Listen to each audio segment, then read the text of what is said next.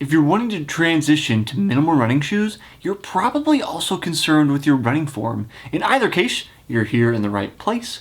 I'm Jesse Funk, and on today's episode of Runner's High, I'm going to give you a very simple method to transition from traditional running shoes to minimal running shoes.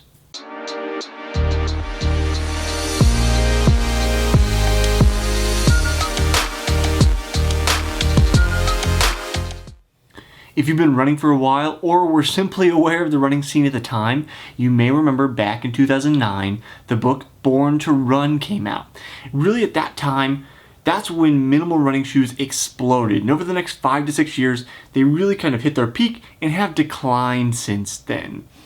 Now, if you watched my other running shoe videos, you know that I spent 3 years of my life working full-time fitting shoes for people, both runners and people with medical conditions. So we saw a lot of people coming in during that time when minimal shoes was huge. That was the time that I was working. So I have some experience with fitting people for minimal shoes and kind of helping that transition from one to the other.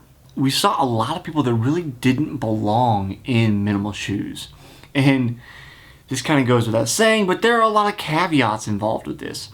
A lot of people thought minimal shoes were the answer to all of their problems. Well, surprise, surprise, they simply aren't. But they are useful in a certain capacity, and that's especially true, as I mentioned in the beginning of this video, if you're concerned about your running form. So I want to give you a simple method to go from one to the other.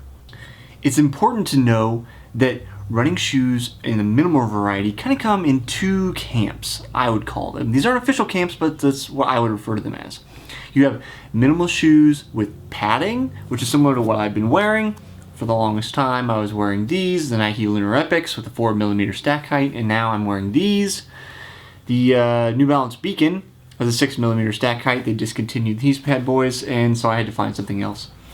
So you have minimal shoes in terms of stack height, but also have padding, and then you have minimal shoes with nothing on them, and those are going to be like Vibrams. I had some. They seem to have gotten away from me, so unfortunately I can't show you those, but I'm sure you've seen the Vibram 5 Fingers. Those foot sock toe looking shoes, those are a kind of minimal shoe with zero padding on them.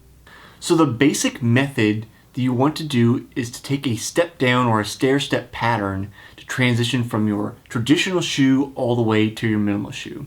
Now some people can get away with going from one straight to the other.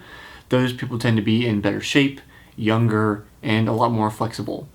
But that doesn't mean that if you don't fall into that category, that you can't get away with it. And it also doesn't mean if you are in that category that you won't have problems. So the easiest way to do it is to take a stair-step pattern. So what that means is during your normal transition of shoes, and I talk about this in another video, but that 300 to 500 mile range when you're going to change your shoes normally, you take a step down. So if you're in a traditional shoe, which is roughly 12mm of stack height, then you step down to a shoe that still has padding and is somewhere between 8 and 10mm of stack height.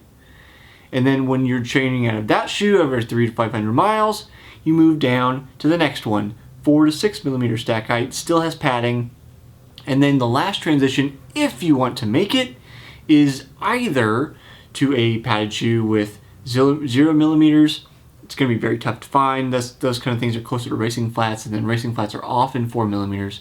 Or you can go from that padded shoe down to like a 4mm minimal shoe that has very little padding in it. How long this is going to take you is entirely dependent on how many miles you're putting in.